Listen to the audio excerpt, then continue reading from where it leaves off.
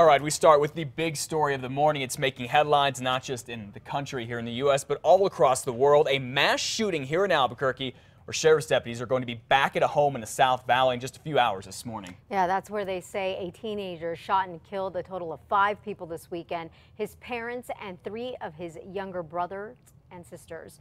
The home is on Long Lane Southwest. That's near Coors, south of Pajarito. News 13's David Romero is live there now. Davis, bring us up to speed on what has happened there.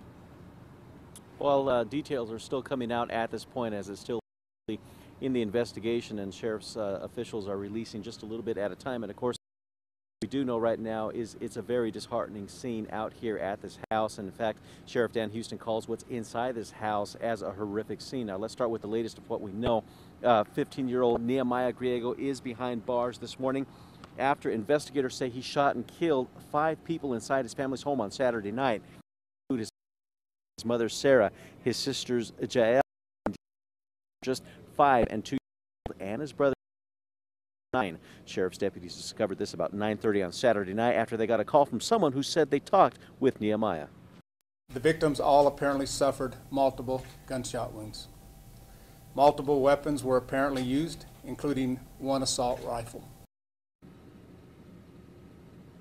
Now, sheriff's deputies say they found and arrested Nehemiah Griego after the shootings. They said they began to imagine right now why this young man may have wanted to kill his family. Back to you.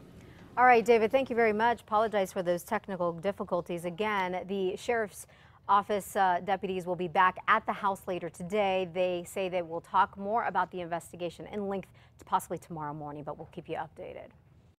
We now know the father who was killed inside that home was a popular pastor here in Albuquerque. Greg Griego was a chaplain for the fire department, the MDC, the jail in town, and Calvary Church. Now, we talked with Mr. Griego back in 2010 right here. It's after we started mentoring a man who was arrested on robbery charges.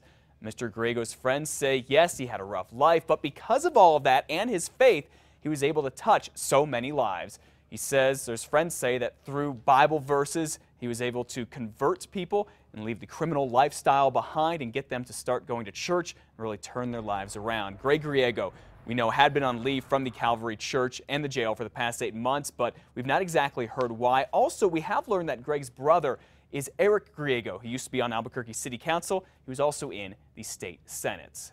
Well, this morning, as you can imagine, there's still an awful lot of questions about Greg's son, Nehemiah Griego, the one behind bars right now, accused of killing his own family. Investigators think he lived with his family in this home in the South Valley, and he had 9 brothers and sisters.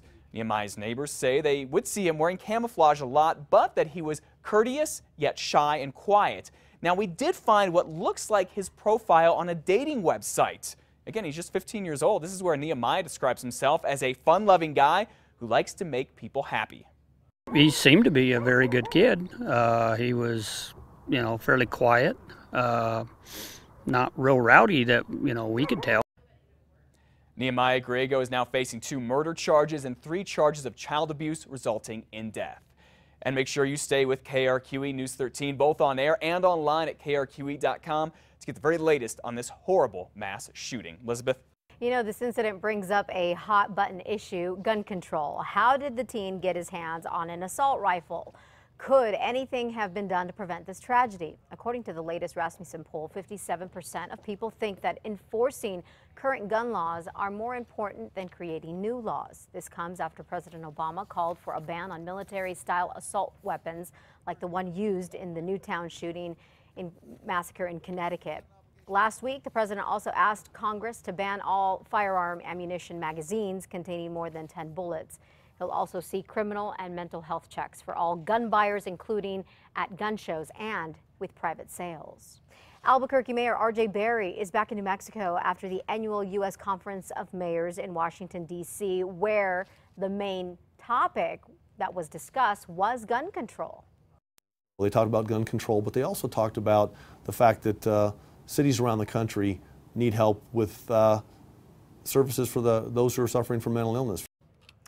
The U.S. Conference of Mayors is where mayors from many big cities around the country gather to discuss ideas and problems and solutions in each of their cities. Now, last month, Mayor R.J. Berry and Police Chief Ray Schultz launched a gun proposal program where anyone in the state can drop off guns and ammunition every Saturday in January.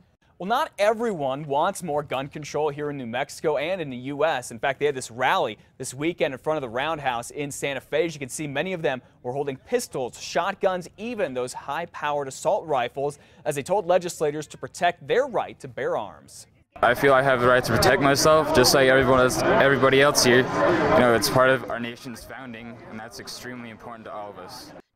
In fact, rallies like this are going around all across the U.S. this weekend. The one here was started by that 16-year-old you just saw. He is from Rio Rancho. Joshua Kennedy says he thinks the gun control laws that President Obama wants are flat out unconstitutional. Well, police are still trying to figure out what happened just moments before a man died outside a bar in Santa Fe on Friday night. Police say there was a fight here at Tiny's Restaurant and Lounge, and after officers got there, James Rockford died in the parking lot. Investigators are now waiting for autopsy results to see exactly how Rockford died. They've not said if they've arrested anyone in connection with his death just yet. A man accused of setting his ex-girlfriend on fire appeared in court on a number of charges, including murder. Deputies say 54-year-old Ray Purgason was stalking his ex-girlfriend Genevieve Fay on June 20th. When they say he threw flammable liquid on her and lit her on fire, burning 90% of her body. Faye died Friday at the UNM Hospital Burn Center after 7 months of being in intensive care. Before her death, Purgason faced attempted murder and arson charges with bond set at $200,000, but those charges will likely be upgraded. Deputies say Purgason killed Faye out of anger when she didn't want to see him anymore. Well, not good news for jobs here in New Mexico. The state's unemployment rate was at 6.4% last month. That is up from 6.2% back in November. We're still better off than most of the country, though, where unemployment is at 7.8%. Of course, the governor and legislators talking about unemployment up at the Capitol and in the Roundhouse with the legislative session. They say they're trying to get more private companies to come to New Mexico to offset a lot of the federal job cuts that are going on here.